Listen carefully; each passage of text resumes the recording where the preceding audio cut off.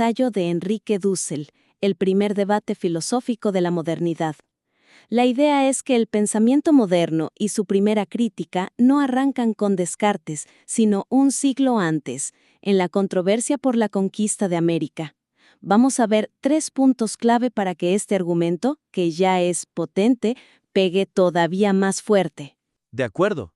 Y a ver, lo primero que me saltó a la vista tiene que ver con la estructura.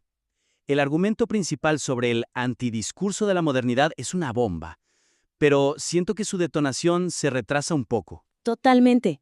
Es como que la idea más potente, la de Bartolomé de las Casas como el primer crítico de la modernidad, es potentísima. Claro. Pero para cuando llegamos ahí, ya hemos pasado por la biografía de Dussel, un repaso geopolítico del siglo XV y toda la postura de Ginés de Sepúlveda. Exacto. El lector tiene que ir juntando las piezas por su cuenta. Y se pierde el impacto. Se pierde el impacto del choque directo. El corazón de este ensayo es un combate, es un ring de boxeo intelectual entre Sepúlveda y Las Casas, pero la estructura actual hace que pasemos mucho tiempo en los vestuarios. Sí, antes de que suene la campana. Y cuando llegan al ring, la tensión ya se ha enfriado un poco. Justo eso. Me gusta esa idea de un campo de batalla intelectual. Pero a ver, me pregunto, si ponemos el conflicto tan de frente, sin el contexto de Dussel o el panorama geopolítico, ¿no corremos el riesgo de que el lector diga, un momento, ¿y este argumento de dónde sale? Es una pregunta clave. O sea, ¿cómo introducimos esa tensión desde el inicio sin perder la base, la credibilidad? Es que no se trata de quitar información, sino de reordenarla para que tenga un efecto dramático. Pienso que se podría empezar precisamente con la pregunta, ¿dónde y cuándo comenzó de verdad el debate filosófico de la modernidad? Ah, ok. Y, acto seguido, pones las dos respuestas en conflicto, como los dos contendientes. Por un lado, la visión de Sepúlveda, la modernidad como una fuerza civilizatoria, violenta si hace falta, el mito fundacional. La narrativa que ya conocemos, la del progreso a cualquier costo. Justamente. Y por otro lado, como el retador, la voz de Las Casas, el primer antidiscurso, la primera vez que la modernidad se ve forzada a mirarse al espejo y cuestionar su propia violencia, ¿no? Claro, si planteas eso en la primera página, el lector ya está enganchado. Ya está enganchado. Ya entiende que esto no es una clase de historia, es una disputa por el alma de la modernidad. Y entonces todo lo demás, la biografía, el contexto, Se convierte en la respuesta a la pregunta que el lector ya se está haciendo. Deja de ser un prólogo. pasa a ser la evidencia. Por ejemplo, la experiencia personal de Dussel. En lugar de ser un dato biográfico al principio, se puede meter justo cuando se presenta su tesis sobre Las Casas. El lector se pregunta, ¿y por qué Dussel llega a esta conclusión? Y la respuesta es su propia biografía. Exacto, porque su propia vida lo llevó a ver la historia desde el otro lado. Su biografía ya no es un currículum, es la clave para entender su argumento. Y lo mismo con el contexto geopolítico, me imagino. En lugar de ser una lista de eventos, Se usaría para subir las apuestas del debate. Se explicaría el aislamiento de Europa y la expansión ibérica no como un dato, sino como el escenario que le da una dimensión épica al debate de Valladolid. entiendo. Lo que se discutía allí no era algo abstracto, era el destino de continentes enteros. El contexto se vuelve el telón de fondo dramático. Así, la estructura entera trabaja para amplificar ese conflicto central, no para posponerlo. Perfecto. Pasemos al segundo punto, que creo que se conecta con esto de hacer que las ideas resuenen hoy. El análisis del pensamiento de Las Casas es brillante, de verdad, pero a ratos sentí que estaba viendo una pieza de museo, fascinante, pero detrás de un cristal. Esa metáfora del cristal es perfecta. ¿Cómo rompemos ese cristal para que el lector sienta que los argumentos de Las Casas son una herramienta que puede usar hoy? Sí, el texto demuestra muy bien el origen del antidiscurso, pero le falta conectar los cables con el presente de forma más sistemática. Menciona la guerra de Irak y otros puntos, pero son como chispazos al final. Son puntuales. Y el lector puede sentir que hay dos orillas, el siglo XVI y el XXI, con un puente a medio construido. Claro, y el riesgo es que uno admire a las casas como una figura histórica, pero no vea cómo usar su caja de herramientas para los problemas de hoy. ¿Cómo hacemos que esos argumentos de hace 500 años se sientan activos? La propuesta es dejar de tratar las conexiones contemporáneas como una conclusión y, en cambio, entretejerlas a lo largo de todo el análisis.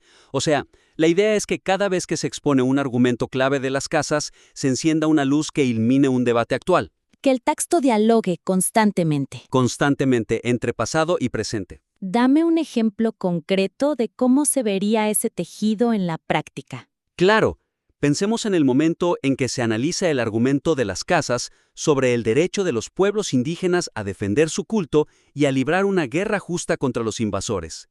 Es un argumento potentísimo. Sí, muy radical para la época. Justo ahí, después de explicarlo, el texto podría hacer una pausa y lanzar una pregunta directa al lector. Una pregunta como... Como, ¿nos suena familiar este discurso? Pensemos en las justificaciones de intervenciones militares recientes, ¿no? Basadas en la defensa de valores universales o en exportar la democracia. Ah, claro, la guerra de Irak es el ejemplo perfecto. Es un eco directo. El discurso civilizatorio de Sepúlveda es en esencia el mismo. Las casas nos da las herramientas para preguntar hoy, ¿quién define esa misión? ¿Bajo qué autoridad moral se impone? De repente, el debate de Valladolid ya no es sobre el Imperio Español. Es sobre la política exterior del siglo XXI. Exacto. El argumento histórico se convierte en un lente para mirar el presente. Deja de ser un objeto de estudio para ser un instrumento de análisis. Y esto se podría hacer varias veces. Una y otra vez, otro ejemplo que está en el texto, la defensa que hacen las casas del consenso del pueblo, el consenso populi, como único fundamento de la legitimidad política. Que el texto lo explica muy bien en su contexto histórico. Pero podríamos llevarlo más allá, trazar una línea directa y explícita, plantear algo como: esta demanda de las casas no es la misma que escuchamos hoy en movimientos que se oponen a tratados de libre comercio negociados en secreto. O en comunidades que luchan contra proyectos extractivistas que se imponen sin su consentimiento. Ahí está. La lucha por el derecho a decidir sobre el propio territorio y futuro político es la misma. Al hacer estas conexiones, el lector no solo entiende a las casas, empieza a ver su propio mundo a través de los ojos de las casas. Y el debate de Valladolid deja de ser el primer debate, para ser el capítulo fundacional de una tensión que sigue hasta hoy. Que sigue definiendo nuestras vidas. Esto me lleva al último punto. Es casi una cuestión de ritmo narrativo. Después del clímax, que es el cara a cara entre Sepúlveda y las casas, el texto nos presenta a otros filósofos ibéricos, como Francisco Suárez o Francisco Sánchez. Y aunque es súper interesante, sentí que la energía del argumento principal bajaba un poco. Sí, como si después de la gran final de un torneo, nos pusieran a ver un resumen de otros partidos de la temporada. Exacto. Es un riesgo real. La intención es buena, demostrar que existía una filosofía moderna y vibrante en España y Portugal, pero como está presentado, puede percibirse como un apéndice, y también estaban estos otros. Y no queda claro cómo se conectan con la arteria principal del texto, que es el antidiscurso de las casas. El lector se pregunta, ¿y esto qué tiene que ver con lo que acabamos de ver? Exacto. Refuerza o diluye la singularidad de las casas. Si la idea es poner a las casas en el centro, introducir a otros no le roba el foco. Esa es la pregunta del millón. Y la clave, creo, no está en eliminarlos, sino en darles un papel funcional. No tienen que ser los protagonistas, pero pueden servir para construir el escenario o, mejor aún, actuar como un contrapunto. ¿Un contrapunto para que, por contraste, las casas brillen más? Justo. Entiendo la idea, pero ¿cómo se hace eso sin que se sienta como un desvío? Si de repente nos ponemos a hablar de la metafísica de Suárez. Hay un par de estrategias. Una es no relegarlos a una sección al final. Imagina que mencionamos a Francisco Suárez al principio. Podríamos decir algo como: mientras en las aulas de Salamanca, Suárez estaba modernizando la ontología y sentando, sin saberlo, las bases para Descartes. ¿Ok? Un debate mucho más urgente sobre la ética de esa misma modernidad estaba ocurriendo. Y no en las universidades, sino a través del Atlántico, en la voz de un fraile llamado Bartolomé de las Casas. Vaya, eso crea un contraste brutal desde el inicio. Pone dos escenas en paralelo. Una modernidad teónica, de salón, y otra práctica, crítica, forjada en la sangre de la conquista. Exacto. De inmediato estableces la tesis. Hubo dos proyectos de modernidad filosófica naciendo al mismo tiempo. Y la de las casas era la más radical. La otra forma de integrarlos es usarlos para resaltar esa excepcionalidad. ¿Cómo? Se puede argumentar que si bien Suárez o Sánchez fueron innovadores, lo hicieron operando dentro del nuevo paradigma mundial.